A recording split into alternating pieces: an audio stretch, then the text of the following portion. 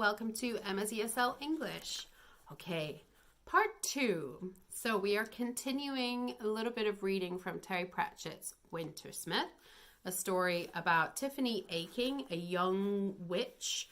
At this point, she's about 11 or 12, and she is apprenticed to Miss Treason, who, by the way, is 113 years old. She has been around a while. Tiffany will learn a lot from Miss Treason in this book, and some of them are kind of sneaky things to learn. So today in the story, yesterday we talked about, or we heard about, all of the kind of spooky things about Miss Treason. All of her ravens on her shoulders, her skulls that are looking at everybody, and her black goats and black chickens and spider webs. So she's created this really very unnerving, very Halloween-y kind of a haunted house for all of the people that live in her village and that come to her to get justice for their problems. So let's see behind the scenes. "I should like a cup of tea," said the old woman as Tiffany walked back in looking thoughtful. She waited until Tiffany was washing out the cup, then said, "Have you heard the stories about me, child?" The voice was kindly. There had been shouts, there had been things said that might have been better put, there had been temper and defiance. But they were there together with nowhere else to go. The quiet voice was a peace offering, and Tiffany was glad of it. That you have a demon in the cellar?" Tiffany answered, her mind still full of puzzles. "And you eat spiders, and give us to by kings and princes, and that any flower planted in your garden blooms black?" "Oh, do they say so?" said Miss Treason, looking delighted. "I haven't heard that last one. How nice. And did you hear that I walk around at night in the dark time of the year and reward those who've been good citizens with a purse of silver? But if they've been bad, I slit open their bellies with my thumbnail like this." Tiffany leapt backwards as a wrinkled hand twisted her around and Miss Treason's yellow thumbnails scythed past her stomach. The old woman looked terrifying. No, I haven't heard that one," she gasped, pressing up against the sink. "What?" "And it was a wonderful story with real historical antecedents," said Miss Treason, her vicious scowl becoming a smile. "And the one about me having a cow's tail?"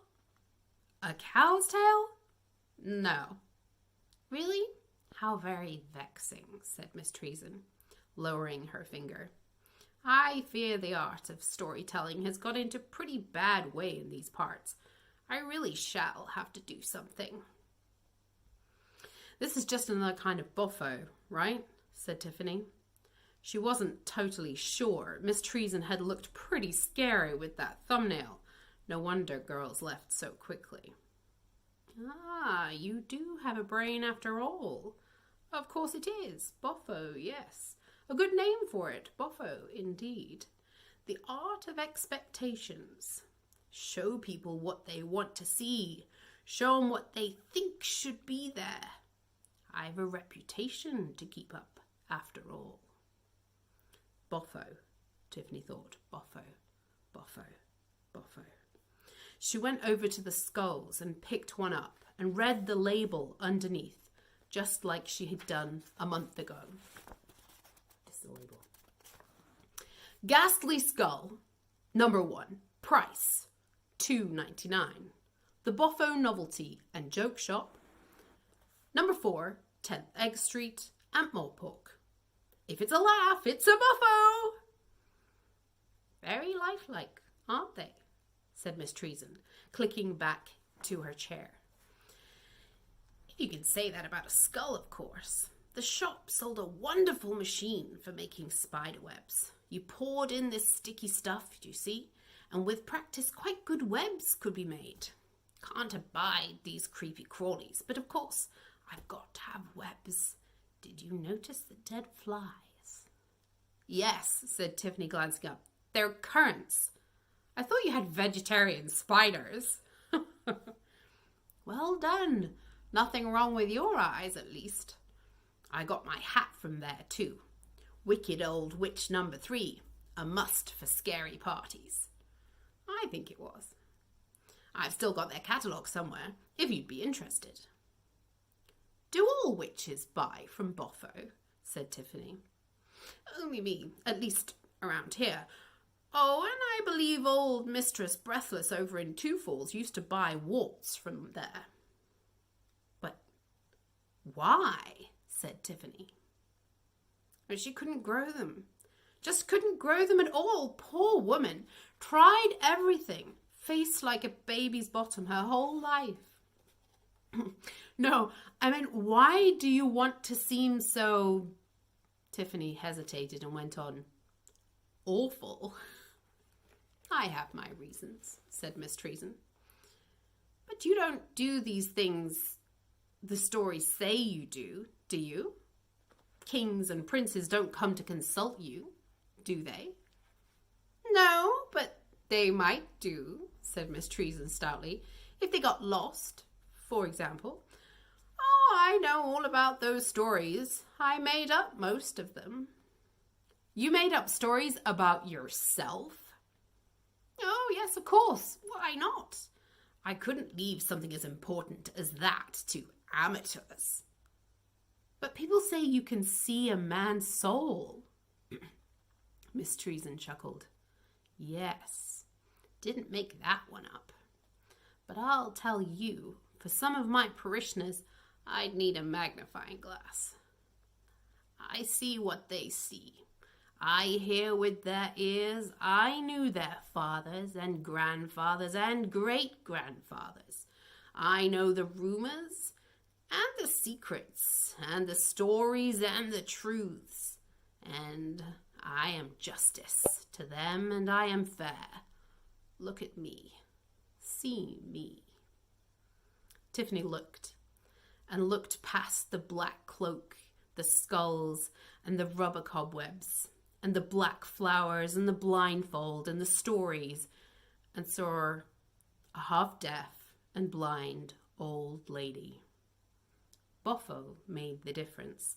Not just the silly party stuff, but Boffo thinking. The rumors and the stories.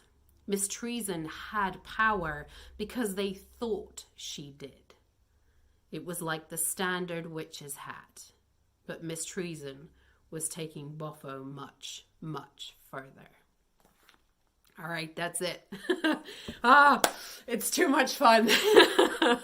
I love these books so much. They're so great. I absolutely adore Terry Pratchett so much. This is a really fun book itself. It is based on the idea that the Wintersmith brings in the seasons. And so right at the beginning of the book, Tiffany gets into trouble because she dances the Dark Morris with the Wintersmith. And she messes up the seasons. Suddenly winter is everywhere and summer may never be coming. So she gets into a lot of trouble. And at the beginning of that little segment, it was just after the dance. So Miss Treason and her had just had a massive fight about it. So that's why they were slowly being nice to each other. But this is a really, really fun book. If you feel like your skills in reading are getting better, I would definitely consider starting with The Wee Free Men or Amazing Morris. The young readers' books of Terry Pratchett are really great fun. And if you like fantasy, he's your guy. Anyway, I thoroughly enjoyed that. I hope you did too. There will be all of the vocabulary on the blog at www.emmaseslenglish.com. If you have anything you'd like me to read, then please email me at emmaseslenglish@gmail.com. And I will catch you next week. Have a great weekend. Bye.